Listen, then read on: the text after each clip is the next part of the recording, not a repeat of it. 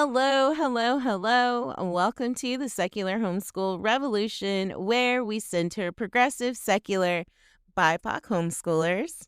This podcast is for folks who are doing it differently, who are doing it with intention. If you are new here, I am Ashley, your host. I am a homeschooling mama of 3 kids. I am a wife, I'm a community organizer, I am a creative, and I'm a lover of people and community. I love people's stories. I love when people live outside of the status quo, and I wanted to find community. And if I'm being completely honest with you, it's something I say at the beginning of most of my podcasts. We do welcome allies in this space, but, and there's a big but, if you are committed to learning and unlearning and showing up and fully understand that your process of anti-racist work is more than a book or a Facebook group or one podcast.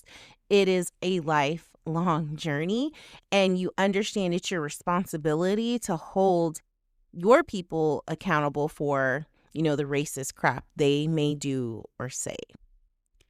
I want you to not just passively listen and then call it a day, because this podcast is part of the work, but is not the whole work. And I hope you fully understand that. Now, sometimes I do a life update. I have so much to share with you. I had told my husband a few weeks ago that I'd like to do a road trip. My kid, who's almost 13's birthday is coming up, and she wanted to see Kendrick Lamar. So we thought, let's kill 2 birds with 1 stone. We road tripped up to Detroit. My husband's from the D. And Kendrick Lamar was doing a concert there at that time. So we went up from San Antonio, up 35, picked up my mom in Dallas, and then went up to Tulsa. So we got to see the Greenwood, the Black Historical Museum, and learned all about the massacre that happened in Greenwood, the Black Wall Street. We walked the strip of where the Black Wall Street was, and so that was very powerful. We went to as we road tripped, we went to different diners and drive-in and dives places. So fun. And when we got to Detroit, we saw family. We did the Science Museum. We saw Kendrick Lamar. We visited Canada and then came back down through Memphis, and we got we stopped in Indiana. Was it Indiana? Yeah, where we saw the Madam C.J. Walker Theater, learned about that historical Black neighborhood and the thriving Black community that was there. Stopped in Memphis and just came on through. So it was a really fun experience. And then we were gone for about 7 days with that. And then we came back and we went to the No Kings protest, which was incredible because San Antonio had over 10,000 people show up and show out. It felt so good, especially being in such a red state and having the governor that we have. It felt good to rub elbows with other people who were just as frustrated. And I have been going back and forth with this, even with ICE and immigration. I see all the conversation, especially on TikTok, about the Black community supporting, the Latino community with this ICE and immigration raids. So you may agree with me or you may not agree with me, but at this moment, and I think I've had conversations with other people about it, while I do think the Black community, and again, I can't speak for everyone, this is just my thoughts, are feeling frustrated and fed up, especially with other marginalized groups, because they don't show up for us in the same way that we show up for them a lot. And we showed up in the polls, right? And I am someone who is Black and Mexican, so I see it from both ways. And I do think the Black community should come up and show up, but they should not be the face of the movement. So that's what was really cool, to see that here locally, even with the No Kings March. We had a lot of local Latino leaders who were present, who were charging the march. And I know the percentage or the likelihood of having a Black leader, especially here in this city, that's only, 7, almost 8% Black, was low. But it was nice to see the community come out and rally and talk about immigration, talk about ICE, talk about this country and the status that we are. So hopefully we can see more unity within the community, because it's been fractured. And I also don't think it'll get where it needs to go until the Latino community, especially the Mexican community, addresses the anti-Black culture within themselves. And again, I say that maneuvering in a lot of Latino spaces because most people assume that I'm Latino. So the conversations are a little bit different. And then I have to be the person to call people out and stuff. But there has to be a lot of healing in the Latino community, and they have to get away from this, trying to say it in a more appropriate way, but this desire to have this proximity to whiteness. And they think because if they vote white and vote in the best interests of white people, that somehow it'll have a trickle-down effect because they're allies to the white community. And that's harmful because it hasn't benefited them to this day, even dating back to, colonization. So anyway, that's my soapbox. And then after that was Saturday, and then Sunday, I had got my husband Wu-Tang tickets because, it's supposed to be their last tour. And if you know anything about Wu-Tang, it's really, really hard to get all of them together in a show. And my husband had seen, different Wu-Tang shows, but it never had all of the members. And he was in heaven. I loved taking videos of him because he was just smiling, and the people in front of us were like, oh my gosh, he knows all the words. And she was like, he's a real Wu-Tang fan. And I was like, oh, okay. I guess we're not all Wu-Tang fans while we're here. Oh, excuse me. And it was so cool to see Run the Jewels. I am such a Killer Mike fan. I remember meeting him in Atlanta and geeking out. So to see him on stage was, one more person that I get to check off my own bucket list. So if you don't know anything about me and my husband, we very much are music people and concert people. So to be able to see Doechii this year and Kendrick and Run the Jewels and Wu-Tang has been a pretty incredible year for us who, enjoy concerts. Okay, so now let's get into our topic of the day. Are we indoctrinating our kids?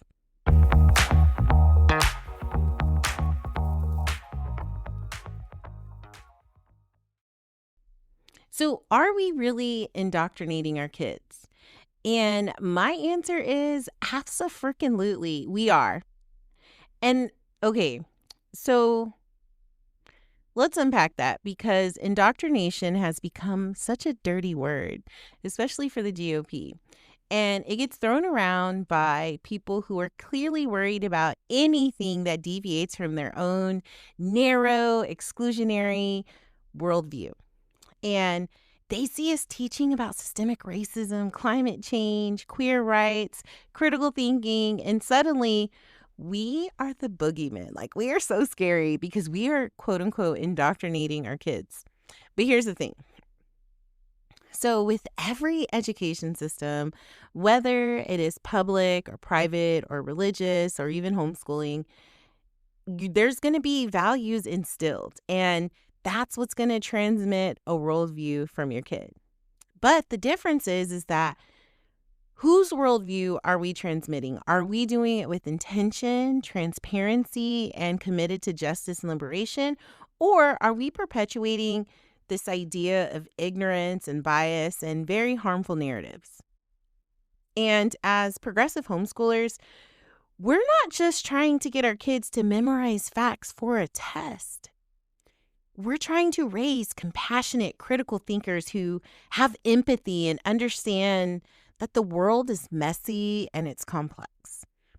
But we want them to stand up for what's right, and we want to equip them so that they can build a more equitable future. And equitable is, again, a naughty word right now.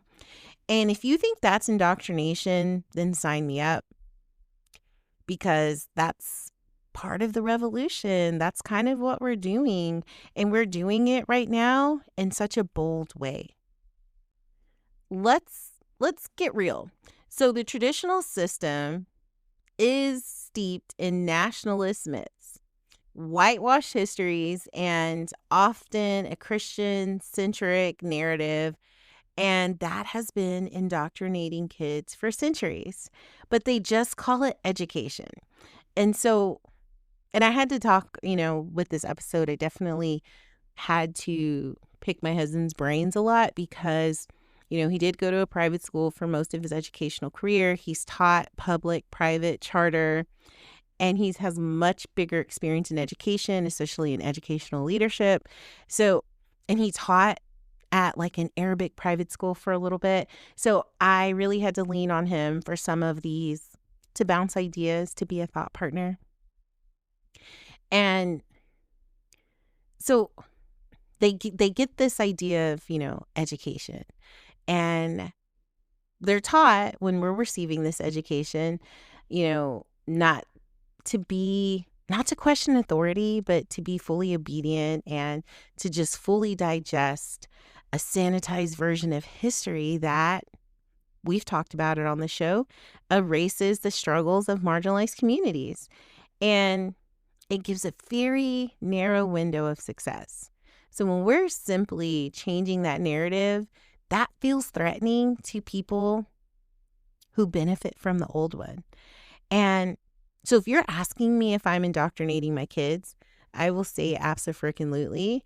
And we're indoctrinating them with empathy. We're indoctrinating them with critical thought. We're indoctrinating them with a love for justice and a thirst for truth, even when it's uncomfortable. And honestly, I wouldn't have it any other way. And I had to put that in there because I don't know if I mentioned in my intro, but while we were in Detroit, we did go to Motor City Pride. It was such a vibe. There were thousands of people out there. They had like 3 DJs. They were giving out free food. We danced, and danced in beautiful 70-degree weather. And that's coming from me. When I left, it was 104 in Texas. So it was such a good vibe. But I did get some feedback. Why would you, because I did post it on some of my socials, but why would you take your kids to Pride? Like, you would take them there and expose them to those type of people living that lifestyle? Hell freaking yes, I am. Because they're allies, and I want them to understand that it's important to show up for the community, especially right now when there's so much, anti-trans legislation, not just here in Texas, but across the country. So this was important to show my kids, and we did have conversations. My husband supported it. And yeah, you should take your kids out there too.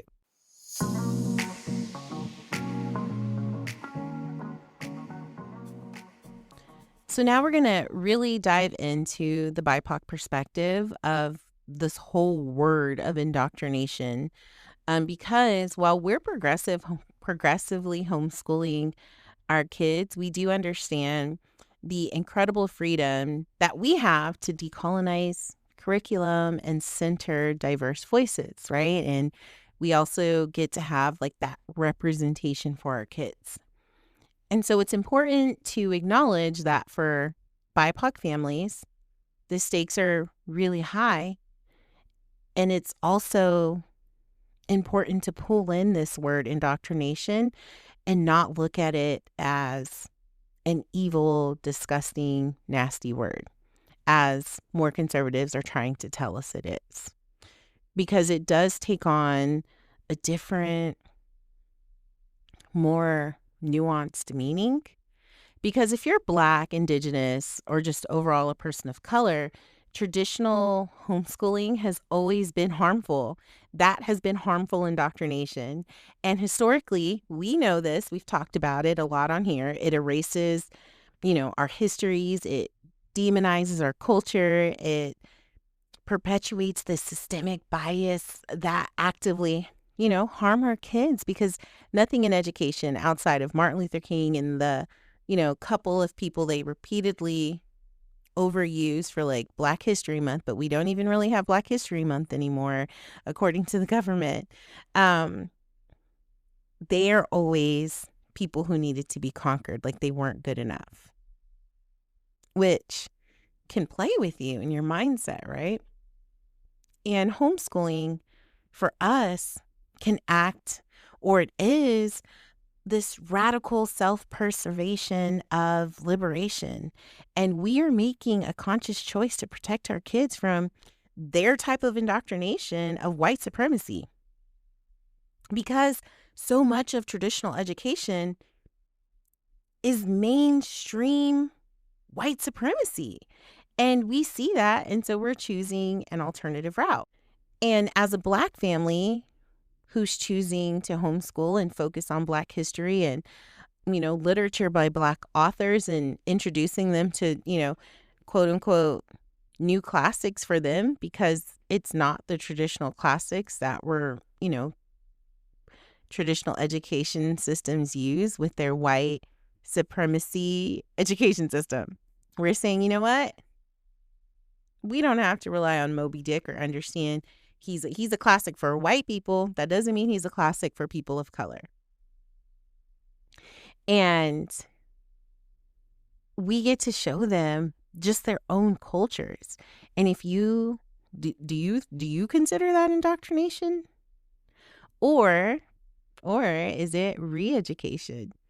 Is it cultural affirmations? Is it providing your kids with the knowledge and pride necessary to, and that is constantly focused on diminishing them? We're trying to build a strong foundation because life is hard, and these people out here don't think we are worthy, so we have to pour into our kids and show them that they are. And this fear of indoctrination comes from a place of privilege, from those who are accustomed to their own worldview being the default. And when you're a family of color who's consciously choosing what their kids learn and ensuring that it's affirming and empowering, it isn't about imposing this narrow ideology like they want you to think. It is about dismantling the existing oppressive ideologies that constantly want your kids to look at themselves and say they're not good enough. And that's not going to work for us, because we are building a foundation of resilience and self-worth and a true understanding of their place in this world. So it's not about kids seeing themselves as these footnotes in history, but as protagonists in their own stories that are currently happening now, and them being active agents of change. So this isn't indoctrination, it is emancipation through education. I like that. Me and my husband were bouncing ideas, but it's emancipation through education. So what does all this mean for us who are progressive homeschoolers, regardless of your background, right? It means understanding that we have the power to choose a path that is actively seeking out and centering BIPOC voices, especially through curricula, through literature, and sharing that perspective in our own homeschooling journeys in the community that we build. And that it's not just an add-on, like we're just dabbling in one Pride book for Pride Month. We are fully learning about the historical figures who created the progress and change, and, people who have contributed positively in this world. So just because you read one book for Pride Month, that's not good enough. You got to keep going. And if we're being honest, if your history lessons still make Christopher Columbus sound like a friendly explorer, we've got some work to do.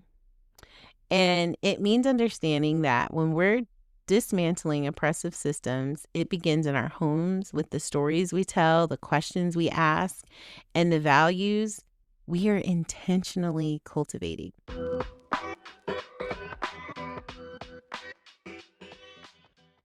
That word intentional has been very big for me lately.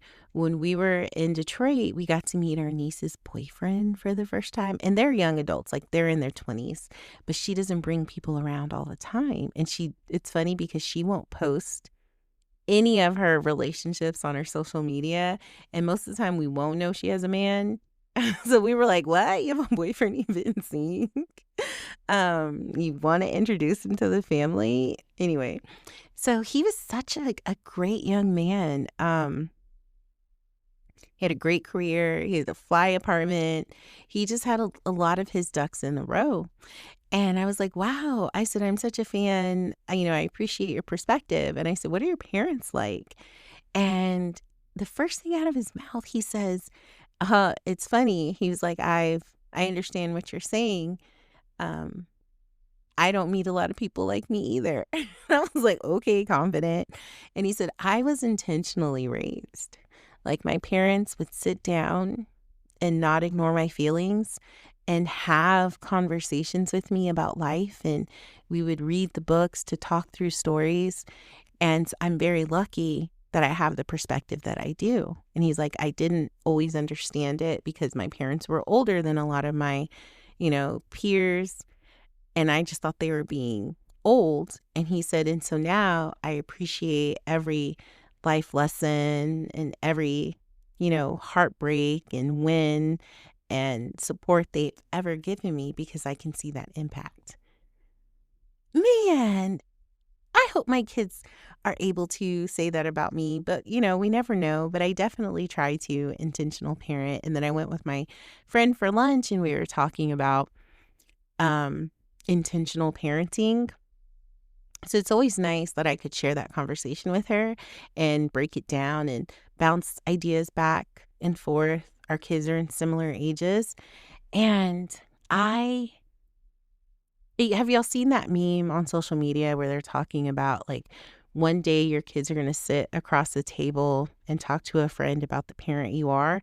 Like he just did that with me and he had such amazing words to say about his parents. Oh, it just made my day. Resources. Let's talk about resources for the revolution. Okay, revolutionaries. If you're ready to lean into this type of indoctrination for good, and build, a homeschooling that is truly progressive and secular and inclusive, here are some resources, podcasts to get you into. Secular Homeschool Revolution, obviously. Just kidding. But seriously, I really do want you to keep listening. Secular Homeschooling with Blair and Amy. I enjoy listening to their podcast. They do focus on secular academics and decolonizing curriculum and the same things we want here, raising critical thinkers. I actually got some encouragement from their podcast. While I do enjoy Blair and Amy, it doesn't necessarily always include the BIPOC perspective. And I do appreciate them doing the work of decolonizing curriculums, but it's different because they can't speak for our community. And if you're looking for an online resource or like a social media presence, you can look at our For the Culture Homeschool Instagram. And another good secular, it's not BIPOC led, but Honey, I'm Homeschooling with the Kids. It doesn't necessarily say it's exclusively secular, but the episodes that I have listened to, there's a big emphasis on child-led learning and very progressive approaches. Some documentaries, some of these you can find on Netflix, and I guess I can say it. All right, so a good documentary, I don't know if it's still on Netflix, but I did watch it a while back, Teach Us All, and it does give you a glimpse into educational inequity and the ongoing fight for equitable education. And this is some of the work that my husband does, which a lot of that got taken away through this current administration's like DEI crap. So and their issues, but it is crazy to see the inequity, or at least look at the numbers in real life. And you're like, man, if only these kids could have access to a quality education. The next documentary, this one is on Apple TV Plus. It's called Becoming You, and it focuses on child development across the world. And it shows the different ways children can learn, and it emphasizes on spaces that have a higher education system than we do in the US. A third one I want to offer you is Whose Children Are They? Okay. This one is from a more conservative viewpoint. And as progressive as I am, I do watch like News One and Fox because I always want to listen or understand. There's no way to understand it, but really see the perspective or where these people are getting this information. So I watch Fox. So if you want to lean into a more conservative viewpoint, Whose Children Are They? And it shows conservatives being critical of public education. I think it can be useful to understand these fears from the other side of the people of education, and who don't necessarily understand it's a system. There's systemic racism built into the system. So I do think, and how we addressed it was more so from a critical discussion with our kids with the information that they know. I don't know. I like I said, I'm not keeping my kids from conservative viewpoints, but I do use it as a talking point. And the last one this one was on Netflix. I don't know, depending on your Netflix algorithm. So this one's called Crip Camp, A Disability Revolution. Again, it's a story about a summer camp for kids who have disabilities. And they really were responsible for the disability rights movement. Again, I think this is a great conversation starter around social justice and activism, and understanding or introducing your kids to possibly the term ableism or being an ableist. I'll include these resources in my description because it's several that I wanted to offer you. Pedagogy of the Oppressed. So this is not an easy read. It's one you'll have, I don't know, for me, I picked it up and put it down several times. And not only, I mean, some parts are very dry, and to me it sounded a little bit repetitive, but also it was so impactful that I had to sit with some of the perspectives. Again, this is Pedagogy of the Oppressed. A second book I want to offer you is Teaching Community, A Pedagogy of Hope. So if you've ever read, and it's by Bell Hooks, so if you've ever read Bell Hooks, I feel like every other sentence is just,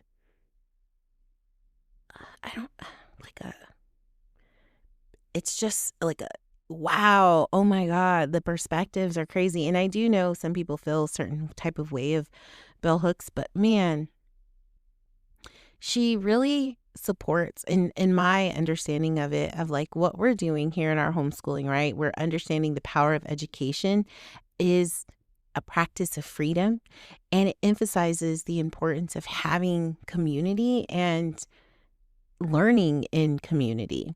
So that one's Teaching Community, A Pedagogy of Hope by Bell Hooks. A lot of us have used this book, A Young People's History of United States, and by Howard Zinn. And it is a counter narrative to the traditional American system or American history, and they do a great job at centering voices in the struggles of marginalized groups.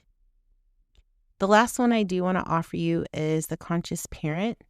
And while it isn't directly about homeschooling, this book does encourage a mindful and respectful approach to parenting that I feel like it aligns beautifully with progressive educational philosophies, which is me pulling all the information, books, documentaries I read, and use it as a supporting, step for this podcast.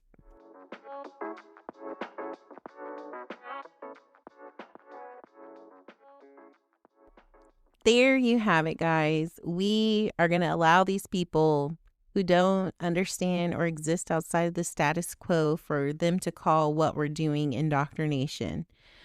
But we all know it's something way more powerful. It is liberation, it is intentional, it's inclusive, and it's absolutely necessary. So I want to encourage you in your homeschooling journey to keep questioning, keep learning, keep revolutionizing education, one kid at a time. And this has been your secular homeschool revolution. And until next time, stay radical and be change makers in this homeschooling journey. Please like and share on your social medias and social media groups. I appreciate everyone of my listeners. Every time it's shared, I always get like a spike in my analytics. So thank you guys who are extremely supportive and comment.